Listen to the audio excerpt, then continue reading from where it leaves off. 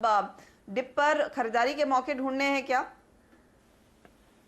हाँ, good afternoon Harshita. बिल्कुल, ये जो अनईजीनेस है ये और आधा घंटा चलेगी। I am very sure today evening you will see a very strong pull back. Secondly, this pullback will go back to whatever the morning highs, and we are very confident that all the news is getting priced in. Higher yields are a temporary blip which the Fed has already indicated, and it should have hardly any repercussion on India.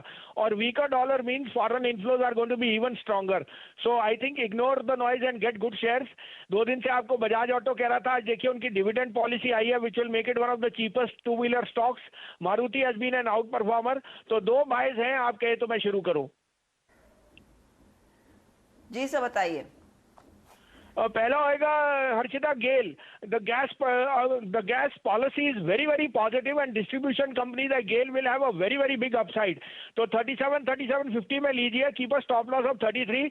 This is headed to 148 to 150.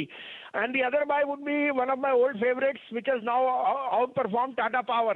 Best play on the rising power play and the distribution network which they have acquired in Orissa. 103.50 to 104 में लीजिए. 101.50 का stop loss, 112 to 115 का target. Okay, तो गेल में एक opportunity trade की और Tata power में भी तेजी की पोजीशन लेकर चले. 115 का यहाँ पर टारगेट रहेगा. याद रखिए, जब भी आप ईवी के प्ले के बारे में सोचें तो टाटा पावर उसमें अग्रेसिवली अपनी पोजीशन को और मजबूत कर रहा है, उस पर भी ध्यान देना है. और गेल में एक मौका जरूर है, आप तेजी कीजिए 147 के टारगेट के लिए. चले इस बीच फटाफट आपके सामने लेकर आते हो तमाम ट्रेड्स जहां पर सबसे ज्यादा एक्शन आज के सत्र में देखने को मिला है. तो चीनी कंपनियां रेडार पर रखिएगा, जहां पर हमने देखा है ट्रेंड खरीदारी का बना है. बलरामपुर हो, अवध शुगर हो, धामपुर हो, ये सारे स्टॉक्स आउट परफॉर्म कर रहे हैं, रैली कर रहे हैं. दूसरी तरफ सरकारी कंपनियों में भेल, एमएमटीसी, एसटीसी, कॉनकॉर जैसे काउंटर्स हैं जहां पर हमने देखा है कुछ खरीदारी के सौदे बनते दिखाई दिए हैं. मेटल्स पर भी आई है आज. मेटल्स में एक अच्छी खासी रौनक. क्रेडिट स्विस ने एक तेजी की रिपोर्ट दिखाई है, तो सेल में एक खरीदारी का मोड है. नैल्को आउट परफॉर्म कर रहा है. टाटा मेटालिक्स, टाटा स्टील जैसे काउंटर्स हैं जहां पर हमने स्विंग देखा है बढ़त की तरफ.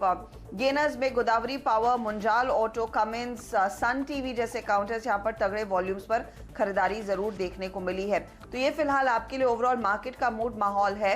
लेकिन एक और सेक्टर है जिस पर नजरें होनी चाहिए और वो है पावर सेक्टर. दरअसल डिस्कॉम्स को सस्ते लोन पाने के लिए रिफॉर्म्स बड़े पैमाने पर करने होंगे. इसी दिशा में आरईसी और पीएससी ने भी कुछ गाइडलाइंस तय की है. प्रकाश इस सेक्टर को क्लोजली ट्रैक करते हैं. गुड आफ्टरनून प्रकाश, बताइए क्या डेवलपमेंट्स हैं आपके हाथ? जी गुड आफ्टरनून. बजट में गवर्नमेंट ने अगले 5 साल के लिए 3 लाख करोड़ रुपए के पैकेज का ऐलान किया था डिस्कॉम सेक्टर के लिए, डिस्कॉम रिफॉर्म के लिए, जैसा कि आपको याद है. और उसमें 95,000 करोड़ सेंट्रल गवर्नमेंट को देना था. बाकी के जो पैसे हैं वो आरईसी पीएफसी मार्केट से उठाएगी और फिर ये पूरे पैकेज के तौर पे डिस्कॉम्स को लोन दिए जाएंगे. वो लोन जो है मार्केट रेट से कुछ सस्ते होंगे. लेकिन उसके लिए रिफॉर्म्स करने होंगे और वो रिफॉर्म किस तरीके के होंगे, उसका क्या गाइडलाइंस होगा, वो आज जारी किया आरईसी पीएफसी ने. इसमें ये कहा है कि डिस्कॉम्स को जो उनका बिजली वितरण घाटा है जिसको एटीएनसी लॉसेस कहते हैं, उसको अगले 4 या 5 सालों में 2024 से 2025 के बीच में उसको 12 से 15% तक लाना होगा, जो कि मौजूदा करीब किसी राज्य में ये 30% तक है. इसके अलावा स्मार्ट मीटरिंग या प्रीपेड मीटरिंग का जो टारगेट है उसको 100% पूरा करना होगा अगले 4 साल में, तभी वो उनको सस्ते दरों पर लोन का फायदा जो है मिलेगा. तो दूसरे इंफ्रास्ट्रक्चर है जिसमें केबलिंग है या ट्रांसफार्मर है या दूसरे जो इंफ्रास्ट्रक्चर डिस्कॉम्स को चाहिए, उसके लिए भी लोन मिलेगा. और इसके लिए 1.5 लाख करोड़ रुपए का जो प्रोविजन है वो आरईसी पीएफसी ने किया है. इसके अलावा स्मार्ट मीटरिंग और प्रीपेड मीटरिंग के लिए भी 1.5 लाख करोड़ रुपए जो है वो तय किया गया है.